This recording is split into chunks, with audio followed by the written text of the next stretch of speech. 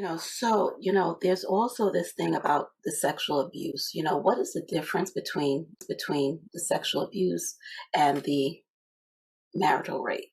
You know?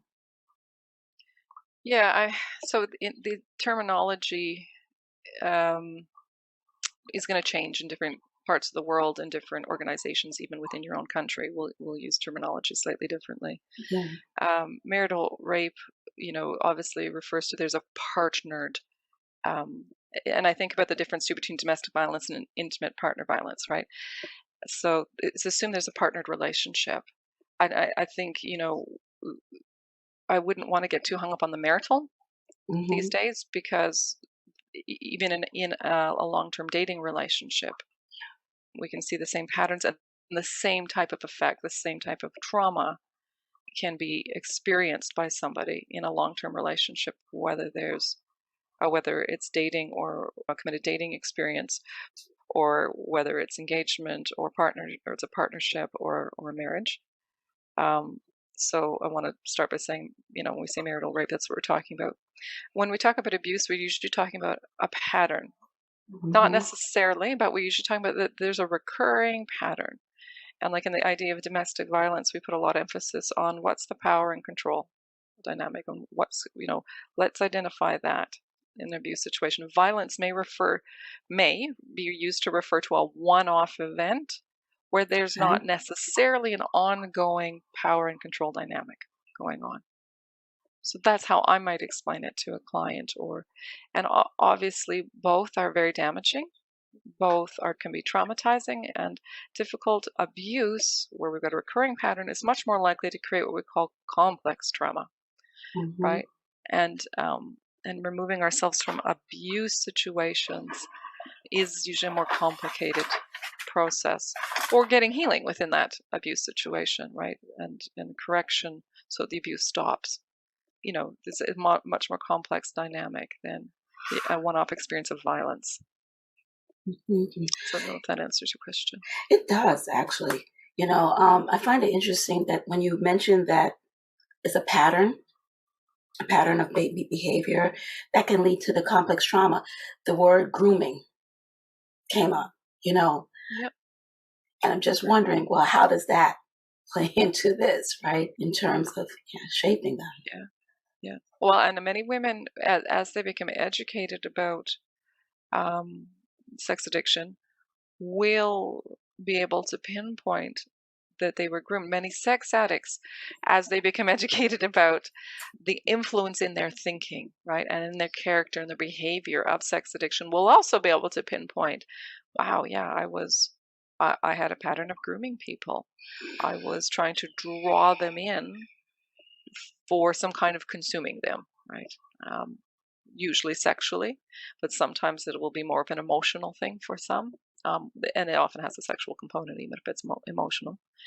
So you're right, grooming can certainly come up as part of this pattern that we see. And so, if we were to talk about that a little bit, right? What are some of the subtle grooming things that might need to look out for? What could just to start to assess whether or not she is actually experiencing this? Yeah, so you're thinking even within the marriage relationship, there can be this subtle Yeah. grooming. Yeah. I would watch out for breaking of your boundaries or pushing of your boundaries, demeaning of your boundaries.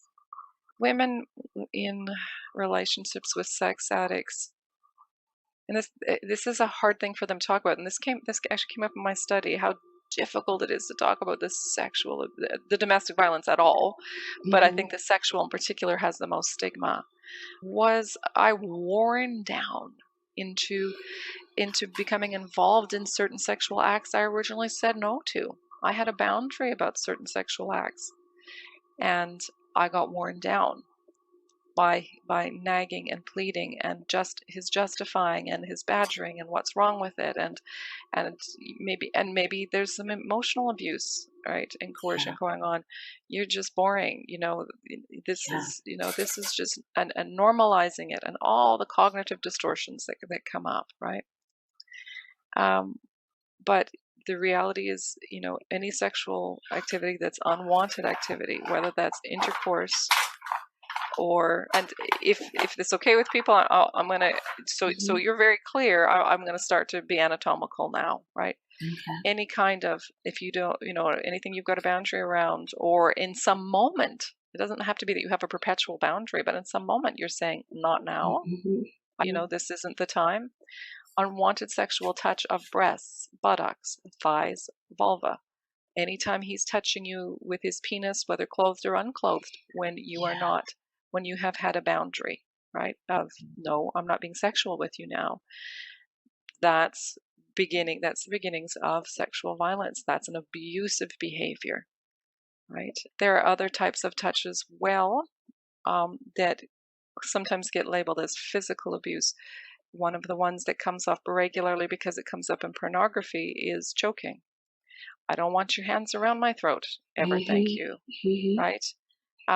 And I think with some of these acts that are inherently dangerous, are inherently intimidating, or inherently degrading, and porn is full of signature acts like this, or they're inherently risky. That would be the other way I would put some of these, right? If prior consent has not been asked for, right, then it can't be happening, because these carry inherent risk. Those should always only be done with, and I don't mean consent in the moment and bullying, but actually before the sexual activity begins, discussing some of these things. Some of the papers I read for my study was there's a lot of men who are just doing stuff in the moment and going, and then apologizing after. But the reality is, when these men are interviewed, they've been planning these things. So grooming can also include kind of this pre-planning to do sex the way I want to have it, with these inherently risky, degrading, etc. acts, and just getting you to the place where too late, right? Oh, look, it's happened, or it's happening. So that's violence. Yes, it is. As you were sharing, I heard a couple of things, right? The tearing down of the person's self, right? Their self-worth, their identity, their womanhood. Then also I heard the violation of them as a human being, taking that away from them, because you're not treating them the way that you would want to be treated. You're not respecting their rights to their self, their bodies. Okay. And the third thing that I heard is about it's entitlement. It's like, I have the right to do this at your expense. And it's like, whoa. Now, how is that okay? Yeah. How is that consensual, really? Yeah. It's not fully consensual. Another problem that I've heard multiple times from clients where, again, it's moved into abuse, is if she was incapacitated and unable to give consent. So she was on sleeping medication. She had been using recreational drugs or alcohol and had passed out, or even she was deeply asleep. And he began this indecent assault or some form of penetration that is now, he's moved into sexual violence. That is also, that's abuse.